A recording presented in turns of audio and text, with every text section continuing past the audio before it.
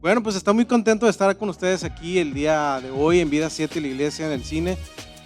La verdad es de que siempre uno viene con esa expectativa de qué es lo que Dios va a hablar a nuestras vidas, ¿verdad? Así que yo te pido que tú mantengas esa expectativa, que tú abras tu corazón, que tú le pidas a Dios que este día no salgamos igual que como llegamos, sino que Dios hable a nuestros corazones, hable a nuestras vidas y que realmente podamos experimentar un cambio y una transformación, que es el propósito de este ministerio, ¿verdad? Crecer con Dios y descubrir cada día de nuestras vidas esas maravillosas promesas que tiene para nosotros, para vivirlas todos los días, ¿verdad? ¿Cómo les fue con las lluvias? Quisiera saber, ¿cómo les fue con las lluvias? Goteras, nada, bueno, encharcamientos en todas partes, ¿verdad? Hubo uno que otro por ahí que me enteré que se le inundó la casa. Pues es que no estamos acostumbrados. Aquí no llueve, empieza a llover y hasta los memes, ¿no? Sale uno y se queda pegado a la ventana, maravillándose de las grandezas de Dios, ¿no?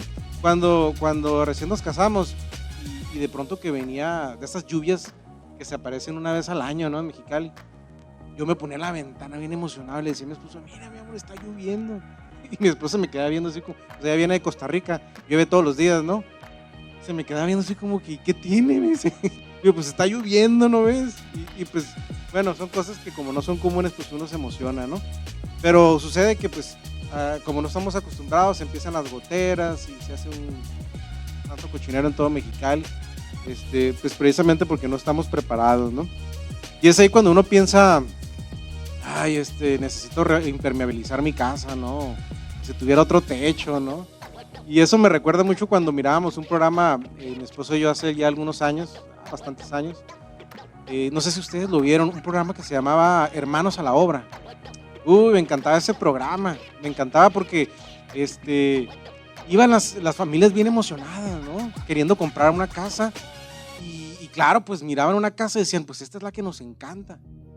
Y resulta que cuando les daban el precio, pues no les alcanzaba el dinero para comprar, porque claro, pues era una casa muy cara, ¿no? Una casa muy costosa. Era la casa ideal para ellos, ¿no? La casa de sus sueños.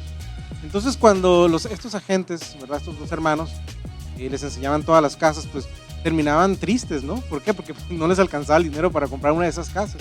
Pero de pronto aquí pasaba lo interesante. Les decía uno de ellos, pues tenemos esta otra casa que he visto, que no fue la que más les gustó, es un poco más vieja, está descuidada, pero ¿qué crees? Podemos hacerle una buena remodelación y va a quedar como no te puedes imaginar. Ay, no creo que puedas hacer eso. Sí, ¿cuánto necesitas? No, pues tanto dinero. No, pues sí nos alcanzaría con el dinero que tenemos, sí nos alcanzaría a comprar esa casa y además para hacerles esas remodelaciones que tú dices, pero ¿estás seguro que quedaría así como dices tú? Sí, verás, tú déjanos el paquete a nosotros, ¿no? Y es ahí donde empezaba, ¿no? El programa, es ahí donde se ponía interesante, empezaron a tumbar paredes, empezaron a hacer algunos diseños. Y lo padre era al final, cuando mirabas la última parte del programa, de pronto salía esa casa renovada. Y no, hombre, parecía que estabas en una casa de último, así, modelo allá en San Pedro 5, ¿no? Por allá, no, todo no existe, ¿no? Por allá en San Pedro 5, una casota que parecía, wow, de millonario. Y era bien impresionante verles el rostro a la pareja o al matrimonio, a la familia, perdón, que volteaba a verse el uno al otro y se ponían a llorar de la emoción. No podían creer que tenían la casa de sus sueños con tan poco presupuesto. Y ahora que recuerdo ese programa, yo digo, híjole, ¿cuántas veces nosotros también no añoramos, no? Añoramos vivir ciertas situaciones o ciertas circunstancias o de cierta manera y creemos que es imposible que podamos algún día disfrutar. Así como a veces pensamos como estas familias que era imposible tener una casa de sus sueños con tan poco presupuesto, a veces también nosotros vivimos lo mismo, ¿no? Y creemos que es imposible el que nuestra vida sea distinta o sea diferente, o la podamos disfrutar o podamos ser felices, porque estamos tan mal, la estamos pasando tan mal y tenemos tan poco presupuesto que decimos, tal vez a mí no me toca en esta vida disfrutar de todo eso, ¿verdad? Y esta analogía para mí cobra mucho sentido en mi diario vivir, porque hay cosas que parecen inalcanzables para nosotros. Hay tantas personas que están sufriendo dentro de un matrimonio, hay tantas personas que están sufriendo dentro de una enfermedad, de una relación de familia con sus hijos, con sus hermanos, algún problema tan grande en su trabajo. Y ven que las cosas están tan mal que dices tú, ¿cómo voy a resolver esto? Es imposible. No tengo los recursos, ni tengo la manera, ni está en mis manos poder resolver esta situación. Yo creo que yo viví destinado para vivir mi vida así desgraciada y miserable. Y nos casamos con esa idea. Pensamos que no tenemos posibilidades en la vida. Y que ni modo, pues ya te tocó vivir con ese marido, ni modo, aguántese, comadre. Tú te quisiste casar con él, ¿verdad? O al revés, ¿no? Pues ni modo, fue la mujer que te tocó. Aguántese, compadre, ya no hay para atrás. O son los hijos que te tocaron, ¿verdad? Pues ni modo que los que son tus hermanos, pues ni modo que qué, ¿verdad? Esas situaciones en la vida que nosotros pensamos que a lo mejor ya no vamos a poder cambiar. Pero te tengo una muy buena noticia. La buena noticia es cuando tú y yo nos encontramos con Dios. Dios tiene la capacidad y el presupuesto suficiente para renovar esa casa vieja, para renovar esa casa destruida, para restaurar cada parte de nosotros y poder vivir en esa plenitud a la que Cristo nos ha llamado, de disfrutar esa libertad a la que fuimos llamados nosotros como hijos de Dios y no vivir constantemente en desgracia. Sí, tendremos aflicciones, tendremos problemas, tendremos dificultades. Eso es parte de la vida de un creyente. Pero no vivir una vida llena de depresión, de tristeza, de desánimo, de destrucción, sin esperanza, sin ánimo, sin visión en la vida. Dios nos ha llamado a disfrutar de todas sus promesas que estableció en su palabra. Pero hay una clave muy importante que tú y yo debemos entender. La clave de todo esto, mi querida familia, es alinear nuestro corazón a los propósitos de Dios. Lo que tú y yo debemos hacer para poder ver esa restauración en nuestras familias y en nuestras vidas es primeramente alinear nuestro corazón delante de Dios. Obviamente no nos estamos refiriendo al corazón como tal, ¿verdad? Como ese órgano vital que está bombeando la sangre para que todo nuestro cuerpo funcione. Ni estamos hablando desde una perspectiva literaria, ¿verdad? O desde una, qué sé yo, visión filosófica o romántica. Sino estamos hablando del corazón del que hablan las Escrituras. Fíjate lo que dice Proverbios en el capítulo 4, en el versículo 23. El hombre más sabio registrado en esta tierra, el rey Salomón, decía: por sobre todas las cosas, guarda tu corazón, porque de él mana la vida. Porque del corazón mana la vida. Esta es la clave para un proceso de restauración en nuestras vidas, mi querida familia. ¿Por qué? Porque el corazón representa ese lugar donde reside nuestra voluntad, nuestras intenciones, nuestros deseos, nuestros pensamientos. Es ese campo de lucha que está dentro de nosotros y que decide nuestro futuro. Por eso, el corazón se utiliza más de 700 veces en la Biblia.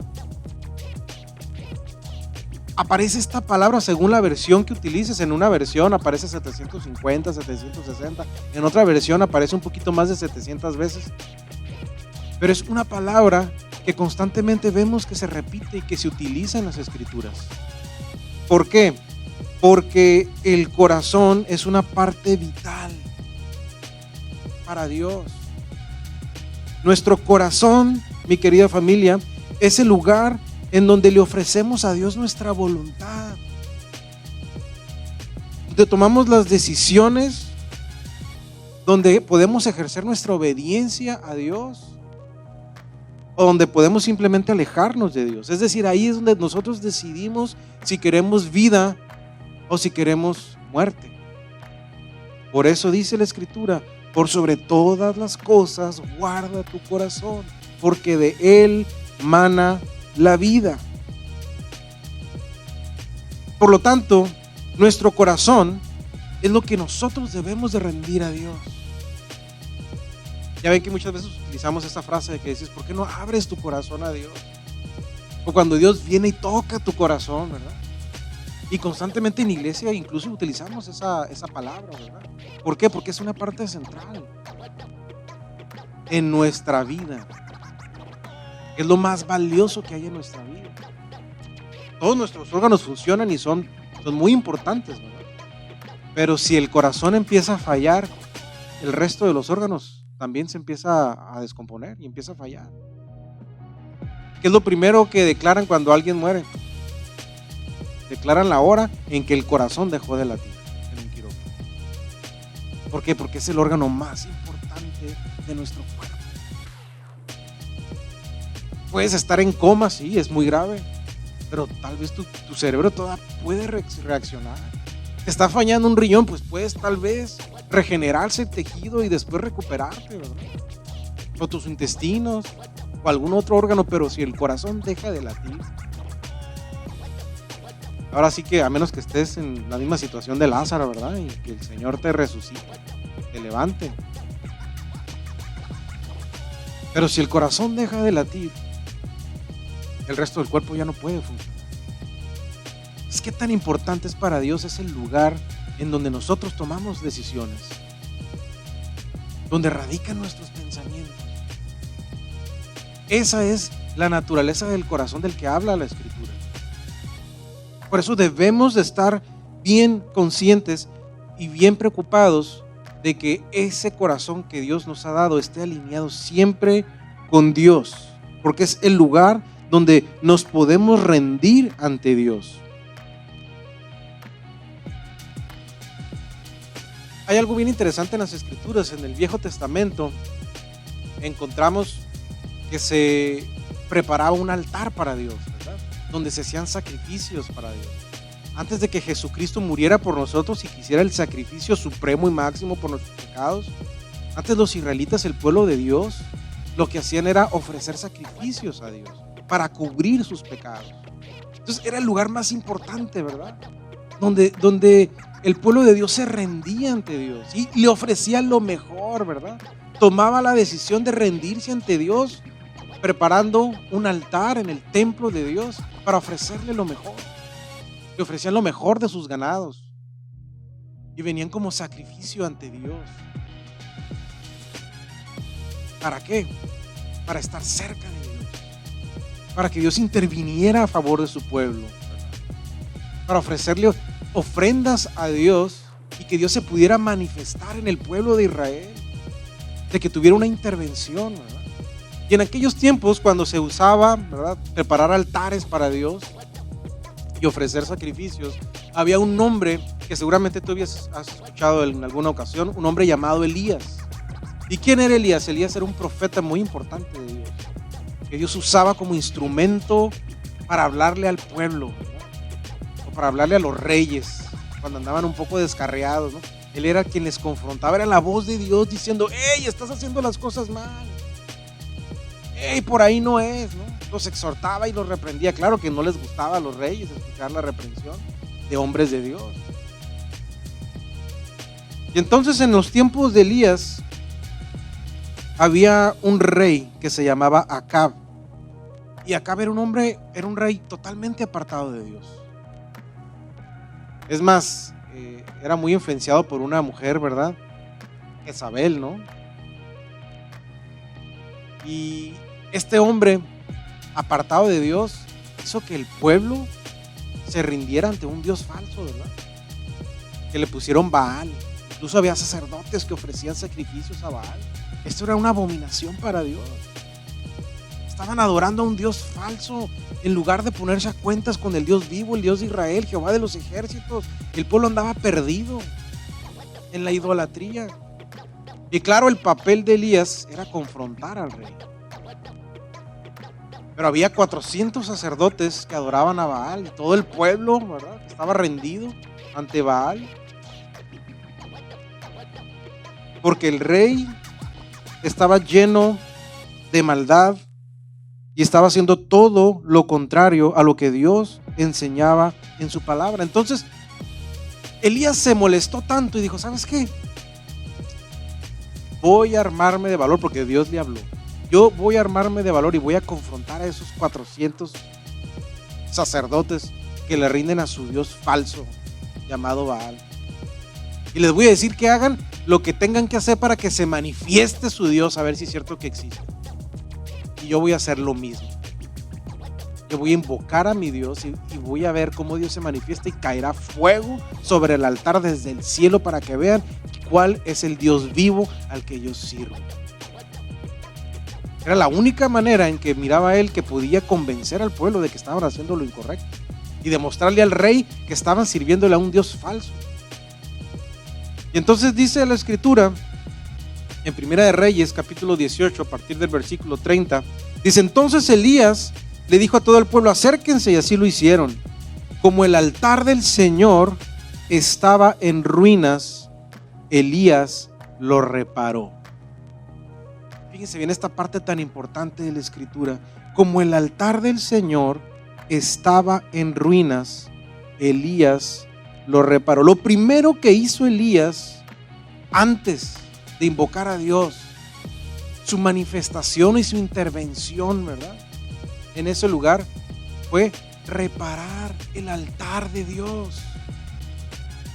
¿Por qué? Porque el altar de Dios no se usaba en ese tiempo. Se habían olvidado de Dios. Estaba destruido, estaba empolvado, estaba descuidado. Y dijo Elías: pues llegó el momento de preparar y de reparar este altar, porque aquí es donde Dios se va a manifestar. Y empezó a preparar el terreno para ver la manifestación de Dios. ¿Sabes? Todos necesitamos una intervención de Dios en nuestras vidas. Todos necesitamos en un momento dado en que Dios venga y haga lo que tú y yo no podemos hacer, lo que los médicos no pueden hacer, lo que tu trabajo no te puede dar, lo que tu esposo o tus hijos no pueden hacer. Todos necesitamos la intervención de Dios en nuestras vidas, porque sin Dios en nuestras vidas, mi familia, estamos acabados. Estamos destinados a la muerte. ¿Y qué es lo que hacemos, no? Lo decía hace rato el pastor David. Ay, pues queremos que Dios venga cuando más lo necesitamos, ¿no? Y pedimos por un milagro y pedimos que todo el mundo esté orando por nuestra necesidad, porque ocupamos urgentemente una intervención en nuestra familia, en nuestro matrimonio, en nuestras finanzas o en lo que estemos pasando. El problema es que no queremos rendir nuestro corazón a Dios y necesitamos reparar ese altar.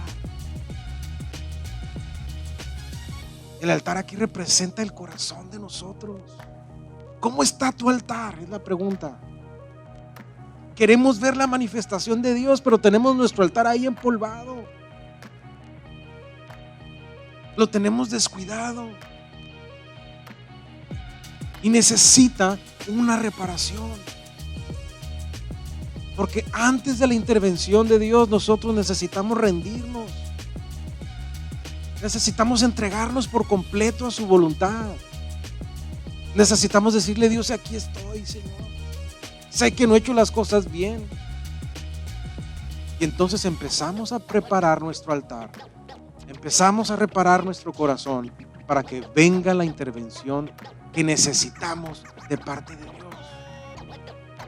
Pero a veces estamos tan cómodos que queremos que Dios se manifieste sin que nosotros hagamos nada.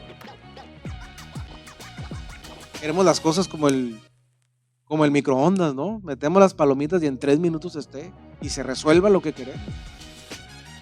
Estamos acostumbrados a que las cosas sean ya, ¿verdad? A que pido algo por Amazon o por eBay y que me llega a los 2 días.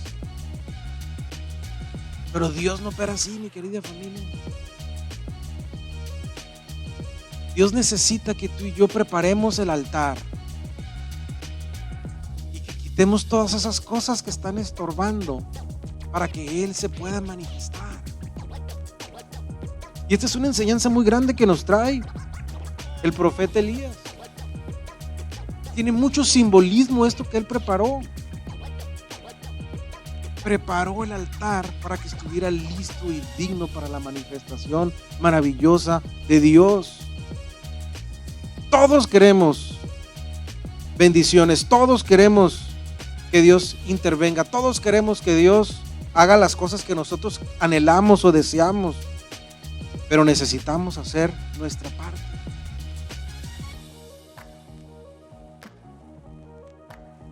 El altar en aquellos tiempos se hacía en el templo, ¿verdad? Se hacía un templo y había un altar. Y ahí era donde se ofrecía en sacrificio a Dios los corderos, los becerros, los animales, lo mejor del ganado. Era un lugar sublime y especial. ¿Sabes? Ahora no hacemos eso porque nosotros somos el templo. Y Dios nos ha dado un corazón para podernos rendir ante Dios completamente. Y dice Corintios 6:19, dice: el cuerpo de ustedes es como un templo, y en ese templo vive el Espíritu Santo que Dios les ha dado. Ustedes no son sus propios dueños. Nosotros somos el templo del Espíritu Santo, mi querida familia. Y tenemos que cuidar nuestro corazón, porque el corazón que Dios nos ha dado le pertenece a Dios, pero tenemos que rendirlo a Él. Ahora, todos hemos arruinado en algún momento de nuestras vidas nuestro templo, ¿verdad? Nuestro altar, nuestro corazón. Todos lo hemos destruido. ¿Por qué? Pues porque nos hemos descuidado en nuestra relación con Dios. Yo he conocido gente que estaba bien comprometida con Dios. Era una inspiración para mí. Abonaron a mi vida, hicieron que mi vida espiritual creciera.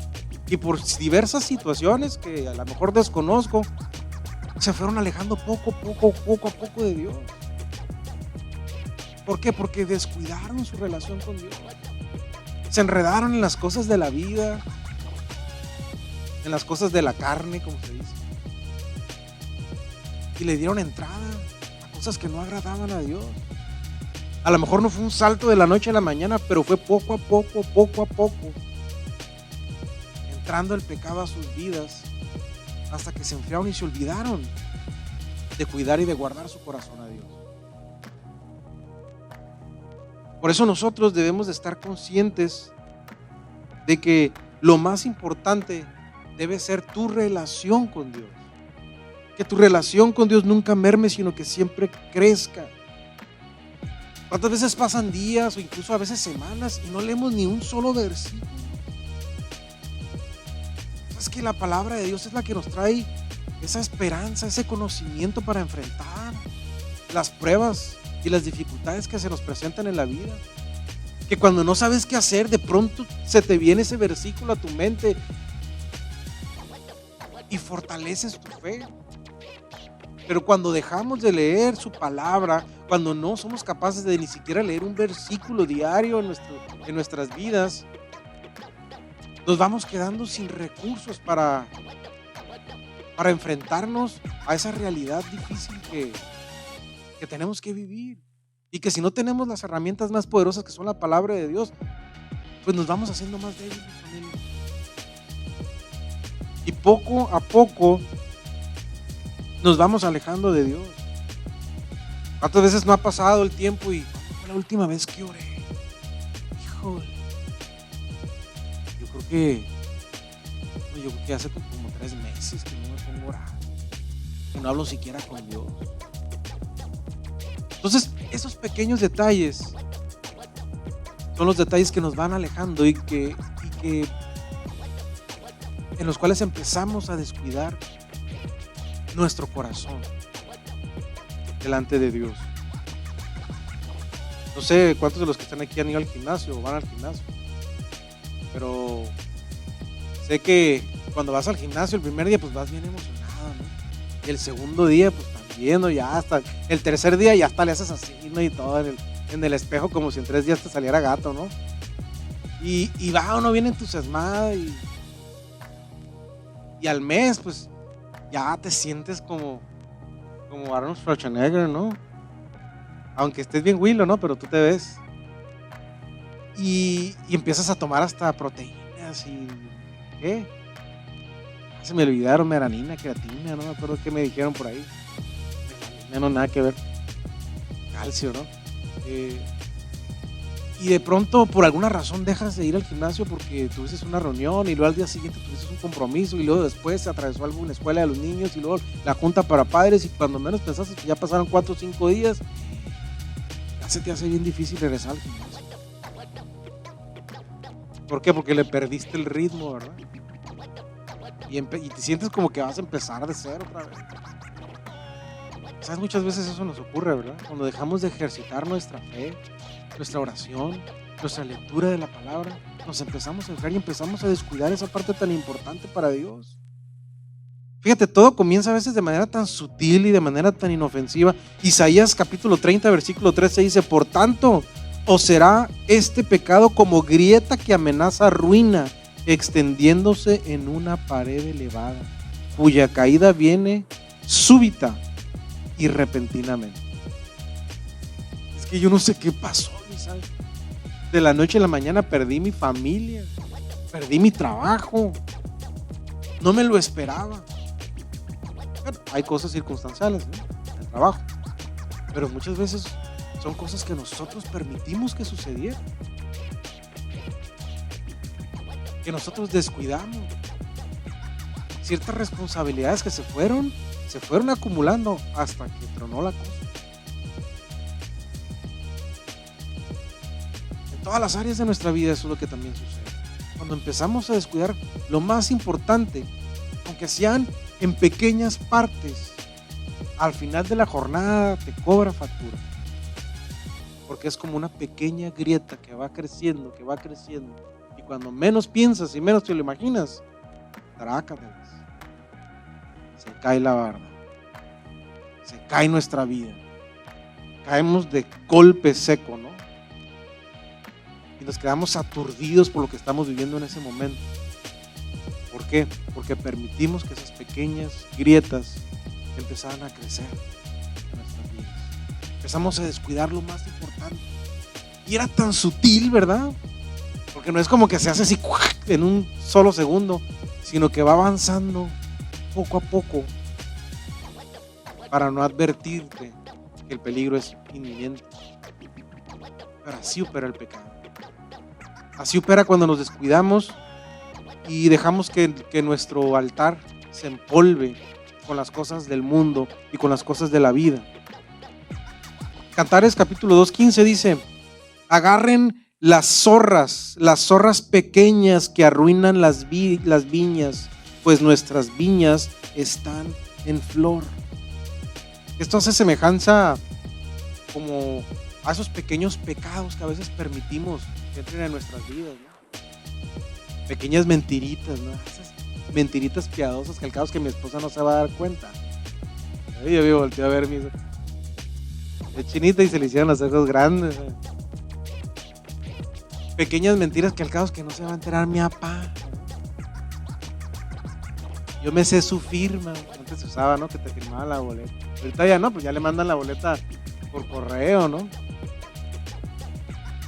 Pero cuántas mañitas vamos haciendo nosotros en la vida pensando en que nunca nos van a agarrar en la movida. Qué ingenuos somos a veces, ¿verdad? Pero son esos pequeños pecados que permitimos que entren a nuestro corazón. Y a veces nuestro corazón le urge una reparación, te urge un milagro y te urge una intervención de Dios, pues urge una reparación también en tu corazón. Necesitamos prepararnos, poner de nuestra parte y no permitir que esas pequeñas zorras entren en nuestros cultivos y se coman nuestros frutos.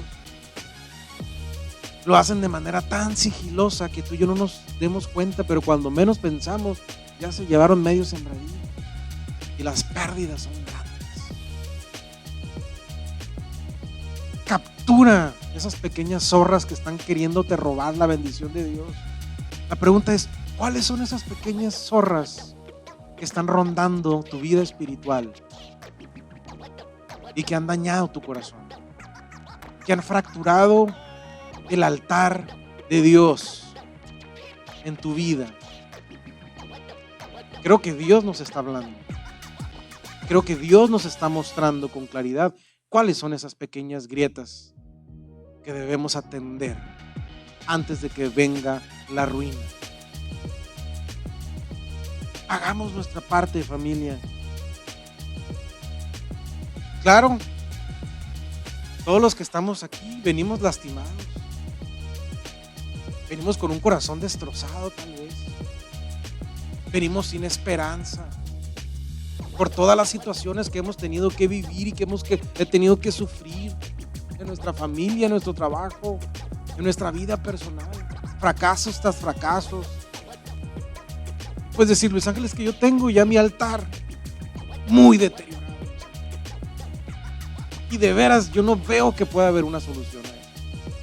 Mi vida es tan miserable, mi vida es tan alejada de Dios que yo veo bien difícil que Dios pueda hacer un milagro en mi vida. Déjame decirte que así como aquellas familias que iban y miraban sus bolsillos y no les alcanzaba para comprar esa casa, pero compraban otra, mucho más económica, y podían restaurarla de tal forma que quedara como de ricos. Es algo que Dios también puede hacer en nuestras vidas.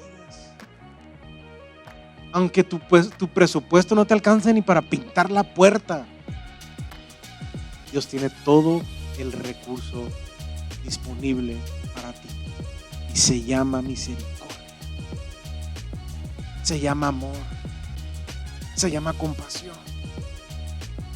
Y eso es lo que Dios nos ofrece, mi querida familia. ¿Cómo restauramos nuestro altar cuando ya está muy deteriorado?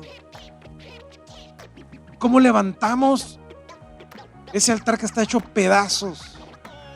Ese corazón pisoteado por tantas relaciones en las que hemos salido lastimados y no aprendemos. Yo quisiera cerrar compartiéndote 3 puntos muy importantes que debemos practicar para que podamos experimentar ese proceso de reparación y de restauración en nuestro corazón, mi querida familia, y podamos ver esa intervención de Dios en nuestro corazón. Lo primero es, tenemos que orar, conscientes de nuestra condición, haciendo el orgullo a un lado y reconocer que necesitamos a Dios en nuestras vidas. Es venir a Dios con un corazón dispuesto y humilde en oración para que Él haga lo que tenga que hacer en nuestras vidas. Dice el Salmo 51 del 10 al 12, dice: crea en mí, oh Dios, un corazón limpio y renueva un espíritu recto dentro de mí. No me eches delante de ti y no quites de mí tu Santo Espíritu. Vuélveme el gozo de tu salvación y espíritu noble me sustenta. ¿Te fijas cómo inicia esta oración? Dios, crea en mí un corazón limpio. Debemos de orar a Dios para que Él purifique nuestro corazón de toda esa maldad y de todo ese pecado que hemos permitido que entre de manera tan sutil.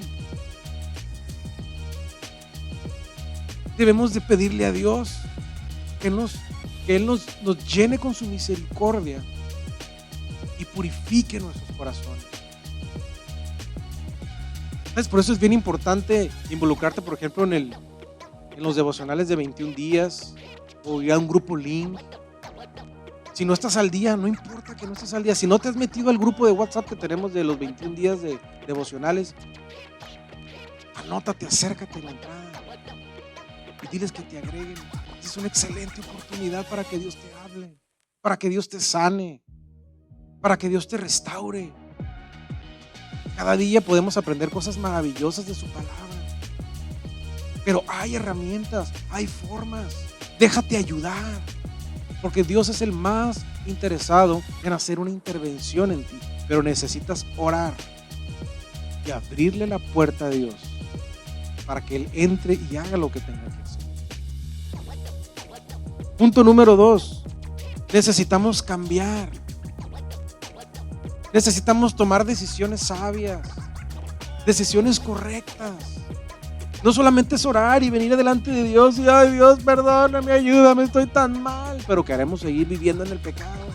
Queremos seguir haciendo las mismas cosas. Ay, es que esta novela está tan buena. Decía una señora, el diablo me gana. Me decía una señora, ¿te acuerdas de lo que nos decía? Ella iba a decir su nombre. Es que eso es, iba a ir a una reunión, ¿no?, de la iglesia, pero no, a veces no iba porque el diablo me gana, dice la novela. Híjole, ¿qué hace uno, verdad? Porque uno a veces está a gusto. El pecado es, decía un pastor, ¿no?, que teníamos, pastor Rubén, que ya falleció, el pecado es sabroso, pero no medimos las consecuencias. Entonces debemos de tomar decisiones, debemos de cambiar nuestra manera de vivir, debemos dejar de hacer ciertas cosas que no agradan a Dios y empezar aquellas que sí agradan y glorifican a Dios. Jeremías 15:19 dice, por eso así ha dicho el Señor, si te vuelves a mí, yo te restauraré. Si te vuelves a mí, es decir, que vamos por un camino equivocado, lejos de Dios, pero si nos volvemos a Dios y empezamos a caminar en la dirección correcta, tomados de su mano, entonces Él nos va a restaurar. No dice, yo te voy a restaurar para que te vuelvas a mí. No, dice, si te vuelves a mí, yo te restauraré, porque Dios es un caballero. Dios no va a entrar en tu vida si tú no le abres tu corazón, si tú no te rindes a Él. Mira, el mismo apóstol Pablo, que era el que perseguía a la iglesia, tuvo que caer rendido ante Dios cuando tuvo ese encuentro con Él. Se rindió ante Dios. Nosotros debemos también cambiar nuestra manera de vivir. Y si no sabes si lo que estás haciendo agrada o no agrada a Dios, acércate al pastor, acércate a un grupo Link, pregunta, indaga, lee su palabra, empápate de las escrituras, conoce a Dios, orando, platicando con Él. Porque entonces si no, seguiremos errados por la vida, tomando decisiones incorrectas. Pero debemos de cambiar nuestra manera de caminar.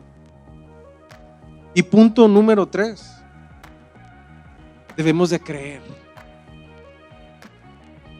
Debemos de creer en el poder de su perdón y en ese poder de restauración en nuestras vidas. A veces no creemos que Dios lo puede hacer. Somos incrédulos, ¿verdad? Dudamos que esa casa vieja y fea pueda estar tan bonita como me la pintan estos brothers, ¿verdad?, del programa. A veces pensamos que también estamos tan perdidos que Dios no es capaz de perdonarnos o de cambiar nuestra situación o de traernos felicidad después de tantos años de amargura y de depresión. Es que yo nunca voy a dejar de tomar estos ansiolíticos o estos antidepresivos. Yo recuerdo cuando estuve enfermo, tuve momentos de mucha ansiedad y el doctor me daba unas pastillitas para que se me quitara la ansiedad. Y yo decía, híjole, ya necesito esa pastilla, no me la tomé hoy y me la tomaba. Yo decía, ay Dios mío, ¿hasta cuándo? ¿Hasta cuándo voy a tener que estarme tomando esta pastilla? Hasta que un día dije, ya no voy a tomar esa pastilla. Yo sé que Dios puede hacer ese milagro. Decido confiar en ti, Señor. Yo sé que tú lo puedes hacer. Voy a creer que tú vas a hacer ese milagro, que yo puedo tener paz en mi corazón para salir adelante de esta enfermedad que casi me arrebata la vida. Esas pastillas, y después cuando llegué con el doctor le dije, ¿sabe qué, doctor? Pensé que me iba a regañar. Ya no me estoy tomando esas pastillas, llevo dos semanas sin tomarlas. ¿Y cómo te sientes? Le dije, pues bien, te felicito. Qué bueno que lo hiciste. Pero a veces uno piensa que no pueden suceder las cosas. ¿Sabes? Debemos de quitarnos de nuestra mente esa posibilidad de que Dios no pueda hacer un milagro en nuestras vidas. Debemos de dejar de esa incredulidad a un lado y decirle a Dios, yo creo que tú lo puedes hacer. Yo sé que tu poder es suficiente y tu misericordia es tan grande que puede restaurar y puede reconstruir este corazón que ha sido tan dañado y tan lastimado. Isaías 58:12 dice, los tuyos reconstruirán las ruinas antiguas, levantarás los cimientos que estaban destruidos de generación en generación y serás llamado reparador de brechas y restaurador de sendas para habitar. Es una palabra para nosotros. Esta es una palabra para nosotros, familia. Si pensabas que tu corazón estaba destruido y tu altar ya no tenía solución, Dios te dice, levantarás los cimientos que estaban destruidos de generación en generación. Hasta mi hija y los hijos de mi hija van a disfrutar de esa bendición que Dios está haciendo en mi vida, en mi matrimonio, en mi casa. Porque esa es la bendición de Dios cuando nosotros nos rendimos ante Él. Dios se quiere manifestar en nosotros, familia, pero necesitamos rendir nuestro corazón. Eso es lo único que Dios pide de nosotros, que nos entreguemos a Él. Orar, cambiar nuestras decisiones y creerle a Él. Es lo único que necesitas para experimentar esa intervención que Dios quiere para ti. Yo te voy a pedir que ahí donde estás me acompañes poniéndote de pie. Vamos a terminar orando. Yo te voy a pedir que ahí donde estés cierres tus ojos. Cierra tus ojos ahí donde estás. Y no por una cuestión rara o extraña, sino para que no haya ninguna distracción entre lo que estás a punto de hacer tú y Dios. Dios está viendo tu altar en este momento. Dios está viendo tu corazón. Dios puede ver si nosotros hemos descuidado nuestro altar, si hemos permitido que esas pequeñas grietas crezcan y crezcan y crezcan, y hemos abandonado lo más importante de nuestra vida,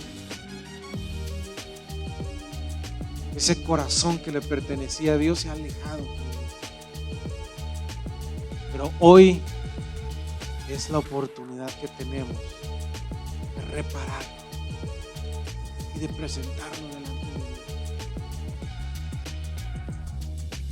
Dios. Padre, gracias por tu presencia, Señor, en este lugar. Gracias por tu amor, gracias por tu misericordia, gracias por tu perdón, amado Dios. Hoy venimos delante de ti a entregarte lo mejor que tenemos, nuestro corazón.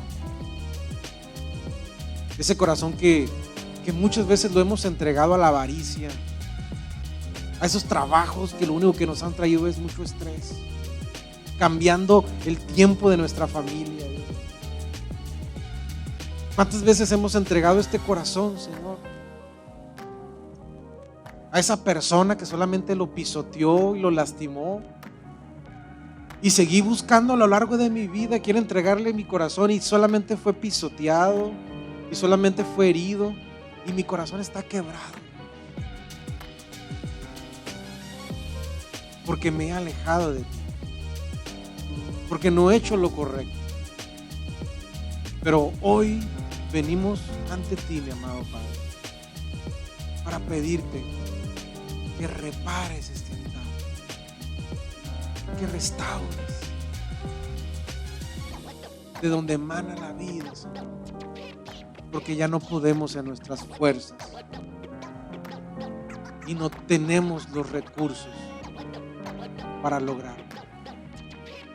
Padre, en el nombre de Cristo Jesús, yo te doy gracias por cada una de las personas que estamos aquí reunidas.